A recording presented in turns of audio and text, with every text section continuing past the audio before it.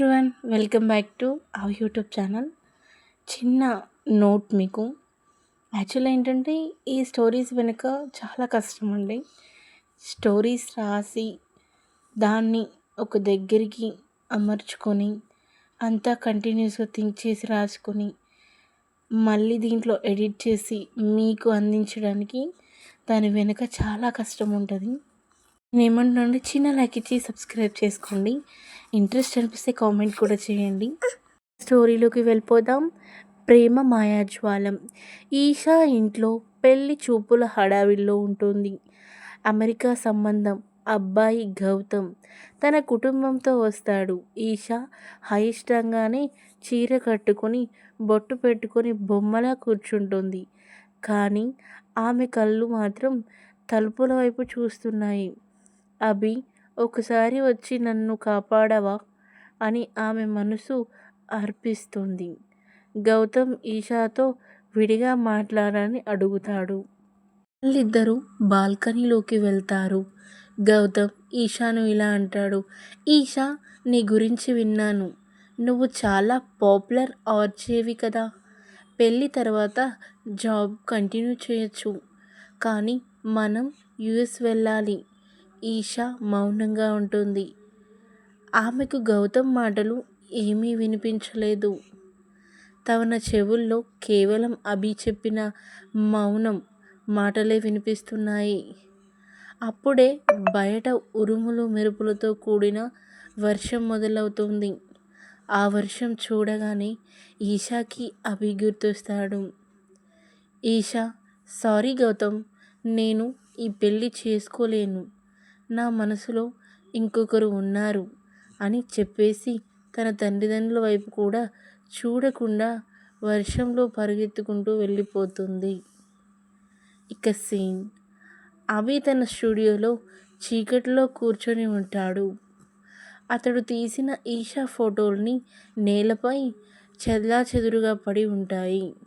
అతను తన పిరికితనాన్ని తిట్టుకుంటాడు. కేవలం సంపాదన లేదనో భవిష్యత్తు లేదనో తనని వేరే వానికి వదిలేయడం ప్రేమ అని తనని తానే ప్రశ్నించుకుంటూ ఉంటాడు. ఇక వెంటనే తన కెమెరా బ్యాగ్ని తగిలించుకొని తన బైక్ మీద ఈషా ఇంటి వైపు బయలుదేరుతాడు అభి. బయలుదేరుతూ ఉండగా రోడ్డు మధ్యలో వర్షం కురిసే సమయంలో ఒకరినొకరు ఎదురు పడతారు. ఇక ఈషా అండ్ అభి ఎదురు పడుతూ ఉంటారు అన్నమాట. ఈషా నడుచుకుంటూ వస్తూ ఉంటుంది. ఇక అభి మాత్రం బైక్ మీద వస్తూ ఉంటాడు. అభి బైక్ ఆపి దిగుతాడు. ఈషా అరుస్తూ, ఎందుకు వచ్చావు అభి అని ప్రశ్నిస్తూ ఉంటుంది ఈషా. నన్ను వదిలేయమన్నావు కదా, వెళ్ళి నీ అడవిలో దాక్కో అని అంటుంది ఈషా. అభి ఏం మాట్లాడకుండా ఈషా దగ్గరకు వెళ్ళి ఆమె భుజాలు పట్టుకుని గట్టిగా కుదిపేస్తూ ఉంటాడు. ఇంకా అభి వెంటనే ఇలా అంటాడు, అవును, నేను పిరికివాణ్ణే. నీకు సెటిల్ లైఫ్ ఇవ్వాలని భయపడ్డాను, కానీ నిన్ను వేరే వానితో ఊహించుకుంటే నా ప్రాణం పోతుంది ఈషా. నీకు కావాల్సిన లగ్జరీ కాదు, ప్రేమ అని ఇప్పుడు అర్థమైంది ఈషా నాకు. I love you Isha. నీకు మాటలంటే చాలా ఇష్టం కదా. ఈరోజు చెప్తున్నాను ఈషా, నీకంటే నాకు ఏది ఎక్కువ కాదు అని చెప్పగానే ఈషా కళ్ళల్లో కన్నీరు వర్షంలో కారుతూ ఉంటాయి. వర్షంలో కలిసిపోతాయి ఆ కన్నీళ్ళన్నీ. ఆమె ఒక్కసారిగా అభిని గట్టిగా హాగ్ చేసుకో ఉంటుంది. ఈషా, నువ్వు ఒక్క మాట చెప్పి ఉంటే నేను ఇంత దూరం వచ్చేదాన్ని కాదు అభి. నాకు కావాల్సింది నువ్వు మాత్రమే అభి. ఆమె నుదుటిపై ముద్దు పెట్టి, నేను మీ నాన్నతో మాట్లాడతాను. నేను ఒక ఫోటోగ్రఫర్గా గొప్పవాడిని కాకపోవచ్చు, కానీ నీ భర్తగా నిన్ను ప్రపంచంలోనే సంతోషంగా ఉంచుతాను అని ప్రామిస్ చేస్తాడు అభి. వర్షం పడుతూ ఉండగా స్ట్రీట్ లైట్ వెలుగులో వారిద్దరూ ఒకరినొకరు హద్దుకొని ఉన్న ఆ దృశ్యం ఒక అద్భుతమైన సినిమా ప్రేమలా కనిపిస్తూ ఉంటుంది.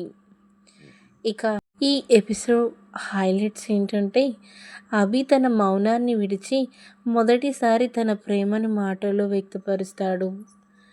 ఇక తదుపరి ఎపిసోడ్లో మనం తెలుసుకోవాల్సింది ఏంటంటే, ఈషా తండ్రి ఒప్పుకోవడానికి అభి చేసే ప్రయత్నం. కానీ అభి గతం గురించి ఓ చేదు నిజం ఈషాకి తెలిసేనా? ఇక అభి లైఫ్లో ఒక చేదు నిజం ఉంది. ఆ నిజం ఈషాకు చెబితే ఈషా ఒప్పుకునేనా లేదా అనేసి మనం తదుపరి ఎపిసోడ్లో తెలుసుకుందాం. చిన్న లైక్ ఇచ్చి సబ్స్క్రైబ్ మాత్రం కంపల్సరీ చేసుకోండి. మరికొన్ని ఎపిసోడ్తో మీ ముందుకు వస్తాను. Thank you for watching.